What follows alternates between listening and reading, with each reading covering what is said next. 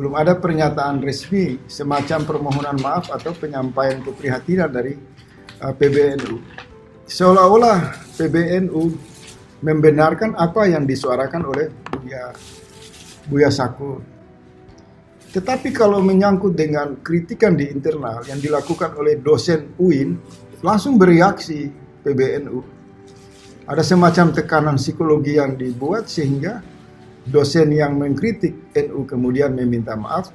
Tetapi kalau kasus Buya Sakur ini nyaris tidak ada satu penjelasan, satu keprihatinan, dan bisa jadi inilah contoh ulama terbesar NU yang harus dirujuk oleh warga NU. Karena ucapan-ucapan Buya Sakur ini gambaran bahwa ekologi sosial Nahdlatul Ulama ini adalah bakul sampah, di mana pandangan-pandangan liberalisme di dalam internal mereka itu digaul ulang secara terus-menerus untuk dalam rangka menciptakan kebingungan di ruang publik.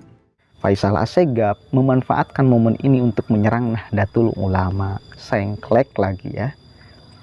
Orang sengklek nggak bisa dibenarkan cara berpikirnya, pada akhirnya ngawur. Cara berpikir beliau yang perlu ditiru.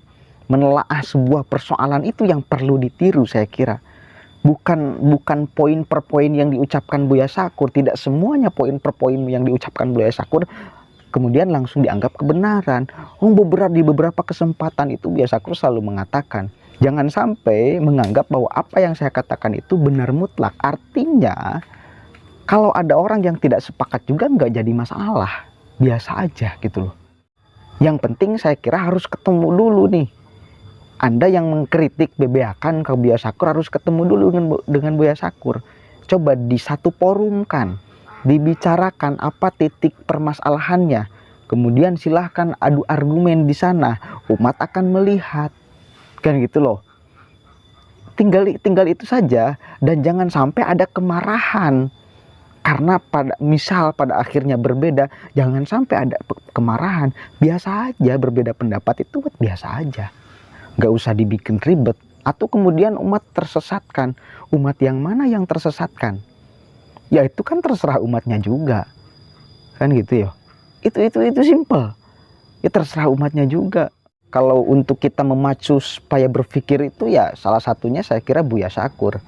Hormat saya kepada Buya Sakur itu bagaimana dia mampu membangkitkan cara berpikir kita sebagai umat Islam agar tidak boleh kaku kita memandang agama.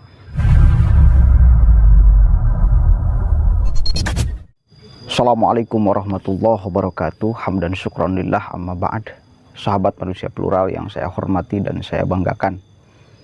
Lagi-lagi Faisal Assegaf dia mancing di air keruh. Ketika banyak orang yang hari ini sedang membuli, mencebiri, menghina Buya Sakur.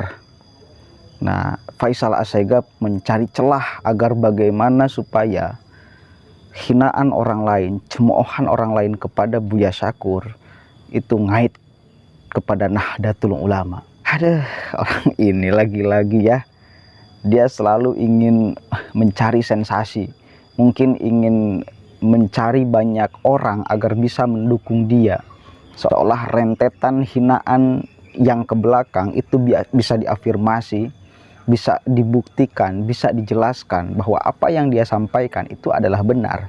Salah satu contohnya adalah Buya Sakur. Itu adalah produk gagal ulama NU. Bukti bahwa NU adalah bakul sampah.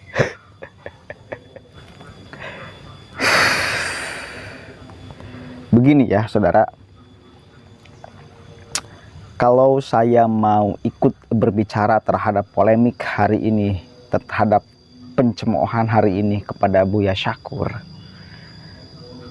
saya melihat Buya Sakur itu adalah sosok ulama karismatik. Itu yang pertama. Kedua, beliau sosok orang yang punya wawasan luas, pengalaman yang luas, referensi yang juga luas, ya, tutur kata yang juga enak. Dia kalau menjelaskan sesuatu itu sangat alon, rentet sekali. Sehingga sesuatu yang berat itu bisa disederhanakan oleh Buya Syakur. Saya kagum kepada beliau. Ya, meskipun ada beberapa statement kajian beliau yang saya belum menemukan di pondok-pondok pesantren. Itu masalahnya loh. Itu masalahnya, kadang kalau kita belum menemukan penjelasan sesuatu, itu seolah bahwa sesuatu itu salah. Belum tentu loh. Ketika kita belum menemukan sesuatu, kemudian sesuatu itu keluar dari orang lain, kemudian kita anggap bahwa itu adalah salah. Tidak mesti akan salah. Yang rame itu kan kemarin statement Buya Syakur mengenai Islam itu ya tidak sempurna. Ya, Islam itu masih belum sempurna. Mana mungkin ada kesempurnaan di dunia ini. Al yauma akmaltu lakum dinakum. Kemudian dan seterusnya ya. Maksudnya saya kira gini, tugas Nabi Muhammad itu sudah selesai. Sudah sempurna. Ya, tetapi Islamnya seiring berjalannya, berkembangnya dunia, itu harus disesuaikan dengan konteks Islamnya nih ya, praktek keislamannya. Ya, praktek keislamannya memang harus disesuaikan dengan situasi zaman. Kecuali memang yang sudah benar-benar dipatok oleh Allah hukumnya, sudah menjadi hukum qat'i, nggak bisa diganggu gugat. Misal sholat yang 5 waktu itu ya udah sholat itu nggak bisa kemudian kita mencari dalil agar merevisi sholat, nggak bisa, itu sudah qat'i. Tapi yang lainnya cabang-cabangnya ini masih akan melalui proses panjang. Masih harus beradaptasi. Itu yang harus dipahami. Jadi Nabi Muhammad itu sudah sempurna, beliau mengajarkan sesuatu yang sudah sempurna kepada kita. Tapi ide besar Islamnya ini masih harus melalui proses perkembangan. Makanya kalau kita tahu itu di mazhab kita yang Imam Syafi'i itu ada qaul qadim, ada qaul jadid. Ini kan bukti bahwa perkembangan zaman ini kemudian selalu harus direspon oleh aturan-aturan Islam. Dan ini zaman dulu dengan hari ini kan berbeda. Tentu harus ada dalil yang kemudian keluar untuk konteks zaman ini, sesuai dengan aturan hukum Al-Quran, hadis, kan gitu loh. Jadi Islamnya itu terus melalui proses beradaptasi dengan proses perkembangan zaman. Saya kira itu beliau. Memang satu kali lagi, kajian-kajian Buya Syakur ini kajian-kajian yang sangat berat tema-temanya. Bahkan saya penikmat Buya Syakur loh. Saya penikmat. Karena satu kali lagi, beliau itu cara penyampaian detail, enak didengarkan, referensinya luas ya. Pokoknya luar biasa lah, pengalamannya juga kemudian luas. Maka orang itu untuk mendengarkan itu enak. Ya, enak banget aslinya. Kalau untuk kita memacu supaya berpikir itu ya salah satunya saya kira Buya Syakur. Hormat saya kepada Buya Syakur itu bagaimana dia mampu membangkitkan cara berpikir kita sebagai umat Islam agar tidak boleh kaku kita memandang agama. Gitu loh. Dan itu saya kira nilai plus yang dimiliki oleh Buya Syakur itu menjadi sebab penghormatan banyak orang kepada beliau. Gitu loh, terlepas kemudian kontroversi yang selalu beliau tawarkan di depan publik. Itu ya saya kira juga tidak boleh kita menjustifikasi. Itu loh. Tidak boleh kita menjustifikasi sebagai orang itu salah mutlak. Apa hak kita kemudian mencemooh orang itu salah? Enggak juga. Tapi untuk kemudian berbeda pendapat, ya biasa aja gitu loh. Berbeda pendapat ya berbeda pendapat aja. Nggak usah dibikin ribet. Atau kemudian umat tersesatkan. Umat yang mana yang tersesatkan? Ya itu kan terserah umatnya juga. Kan gitu ya. Itu simple. Ya terserah umatnya juga. Dan tidak dilarang juga, saya kira orang kalau mau berpendapat itu nggak dilarang kok. Nabi Muhammad nggak mematok. Saya kira nggak mematok. Satu kali lagi, saya bukan ingin membenarkan secara mutlak, ini bukan masalah benar dan salah. Kasus Buya Syakur ini bukan masalah benar dan salah. Tapi poinnya satu, bahwa Buya Syakur itu selalu mengajak kepada umat Islam agar berpikir. Itu yang paling penting, saya kira. Penting gitu loh. Mengajak orang untuk berpikir itu penting. Ya, agar Islam ini memang tidak dilihat sebagai satu cengkraman yang memang tidak bisa lentur dengan kondisi zaman. Bisa lentur, bisa beradaptasi. Islam itu bisa beradaptasi. Meskipun prinsip-prinsipnya ini jangan sampai kemudian dihilangkan.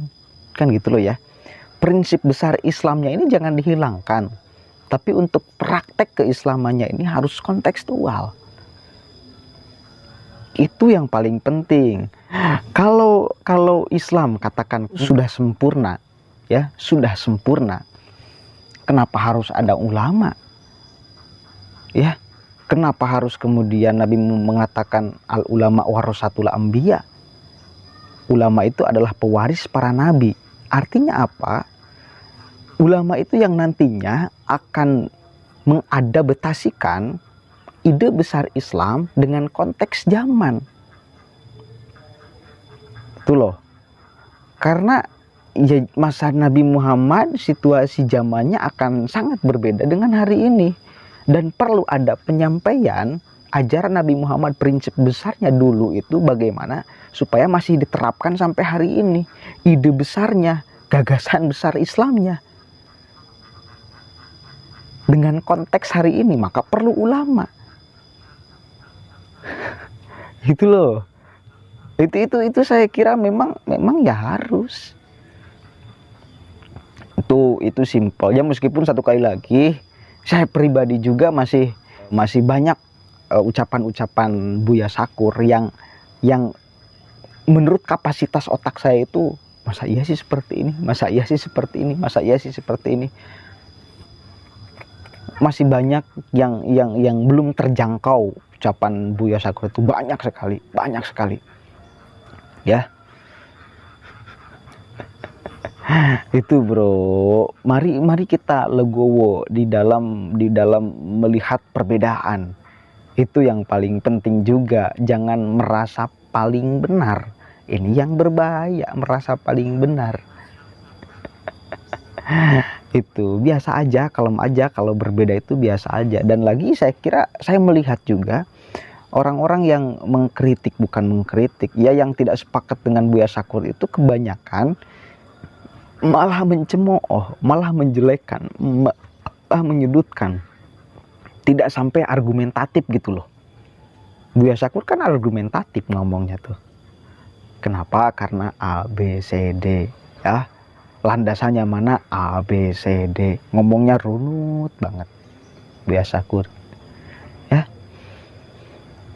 Tapi kalau ada orang yang kekeh ingin kemudian perang dalil supaya mencari mana siapa yang paling benar di antara ini, saya harapkan untuk para pengkritik yang begitu tajam kepada Buya Syakur agar bisa ketemu, didialogkan.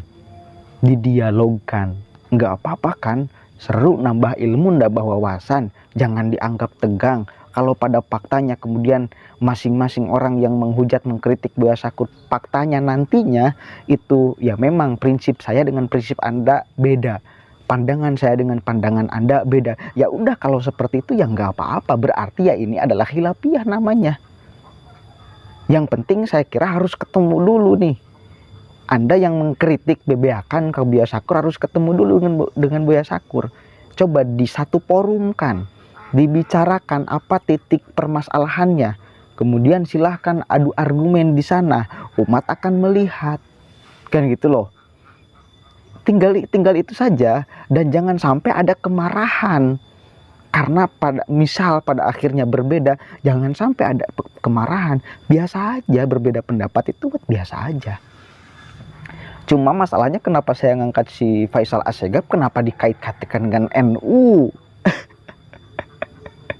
Memang di beberapa kesempatan saya melihat juga Buya Syakur itu selalu mengisi di kajian mau formal mau non formal orang-orang NU. Karena satu kali lagi memang wawasannya luas, ya, memang ilmunya luas, pengalamannya juga luar biasa. Tutur katanya juga kemudian patut ditiru saya kira. Cara menyampaikan beliau di dalam sebuah persoalan itu sampai tuntas itu ya saya kira perlu ditiru juga. Cara berpikirnya yang perlu ditiru. Cara berpikir beliau yang perlu ditiru. Menelaah sebuah persoalan itu yang perlu ditiru saya kira. Bukan poin per poin yang diucapkan Buya Syakur. Tidak semuanya poin per poin yang diucapkan Buya Syakur kemudian langsung dianggap kebenaran.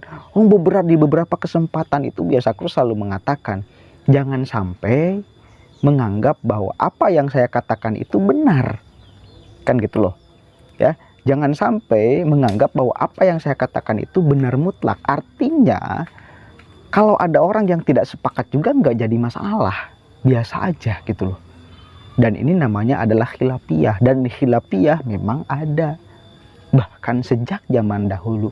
Biasa saja. Kalem aja. Faisal Assegaf memanfaatkan momen ini untuk menyerang Nahdlatul Ulama. Sengklek lagi ya. Orang sengklek nggak bisa dibenarkan cara berpikirnya, pada akhirnya ngawur. Ya nggak apa-apa. Kenapa cina kemudian NU tidak secepatnya bertindak? Kalau kepada ada dosen UIN kemarin langsung ditindak. Dosen UIN itu langsung ngomongin NU bro. Kalau Buya Syakur nggak tahu tuh beliau itu masuk struktural NU atau bukan. Kalau mau masuk struktural NU tidak mungkin langsung bisa menyalahkan. Kalau memang argumentasi Buya Syakur bisa dipertanggungjawabkan secara keilmuan beliau. Biasa aja perbedaan di tubuh NU juga biasa dari dulu. Ya, biasa. Tidak lantas kalau menurut si Faisal Assegafnya atuh langsung ditindak atuh. Emangnya Anda NU itu? Ya bukan. Cara NU dengan cara Anda berbeda. Langsung menjustifikasi seseorang kalau beliau pengurus NU, katakan ada keterkaitan dengan organisasi NU. Kalau di luar NU, ya apa urusannya NU harus kemudian katakan negur Buya Syakur dan sebagainya? Nggak ada urusan, ya nggak ada urusan NU. Saya kira kenapa dikait-kaitkan dengan NU? Ya beliau punya pandangan sendiri, bukan karena NU-nya, karena beliaunya, hasil pengamatan beliau. Satu kali lagi, beliau itu hasil pencernaan pribadinya, bukan NU yang kemudian mencekoki Buya Syakur, kemudian Buya Syakur ngomong, bukan, tapi Buya Syakur yang punya pemikiran itu. Maka NU juga tidak bisa seenaknya kepada Buya Syakur, apalagi kalau di luar, ya beliau punya pemahaman sendiri-sendiri. Yang kalau kemudian ada orang NU yang juga yang berbeda dengan beliau atau yang mengikuti cara berpikir beliau, biasa aja, itu adalah namanya khilafiyah. Aduh, aneh-aneh ini si Faisal Assegaf. Kacau. Ini logic fallacy. Satu kali lagi penting sosok Buya Syakur itu. Hebat beliau mengajak umat itu untuk berpikir.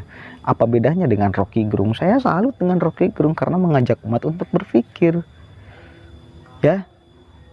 Keren cara berpikir umat Islam itu naik karena ayah Buya Syakur dengan ayah Rocky Gerung. Serius bro, serius. Cara berpikirnya meningkat. Penting kita untuk menggunakan anugerah Allah ini. Akal. Ya, penting. Kan jelas, tafakur sa'ah khairun min alfi ibadah. Tafakur berpikir sesaat itu khairun min alfi ibadah. Lebih bagus daripada 1000 kali praktek ibadah.